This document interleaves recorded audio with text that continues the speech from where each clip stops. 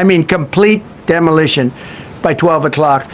And it'll happen over a period of 4 hours if we wanted to. We don't want that to happen. We may even get involved with helping them rebuild their nation. And you know what? If that's the case, the last thing we want to do is start with power plants, which are among the most expensive. As the countdown to his 8 p.m. deadline nears its end, President Trump is issuing a final, blunt warning to Tehran: settle now or face total devastation.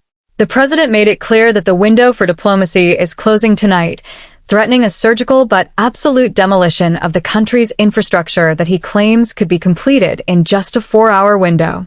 Elaborating on his intense Easter Sunday rhetoric, Trump vowed that under the sheer force of the U.S. military, every bridge and power plant across Iran would be neutralized, left exploding, burning, and permanently out of commission. While the administration stands firm, the backlash is growing. Critics and several high-profile Democrats are calling these threats a major red line, arguing that targeting civilian infrastructure amounts to a clear war crime against the Iranian people.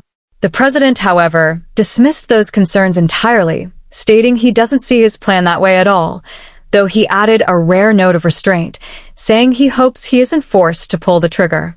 The messaging out of the White House remains complex, especially as the Iranian regime continues to deny that any high-level talks are even happening. Despite this, Trump insisted that negotiations are indeed underway and appearing to move in good faith, though the final outcome remains a mystery. He reiterated that any successful deal must guarantee the reopening of the Strait of Hormuz. When asked if the war was finally winding down, the president remained non-committal, noting that everything depends on Iran's next move during this critical period. Amidst the tension, the administration is heavily touting the incredible rescue of 2 American airmen whose F-15E was downed by a shoulder-fired missile last week. While the pilot was recovered relatively quickly after a 7-hour flight mission, the second crew member's survival was nothing short of miraculous. The CIA confirmed that the airman, despite being severely injured and bleeding profusely, managed to scale cliff faces and hide in a mountain crevice, where he treated his own wounds before finally transmitting his location to U.S. forces. Closing out his recent press conference, the president noted that one of the biggest hurdles to a ceasefire is the breakdown in communication.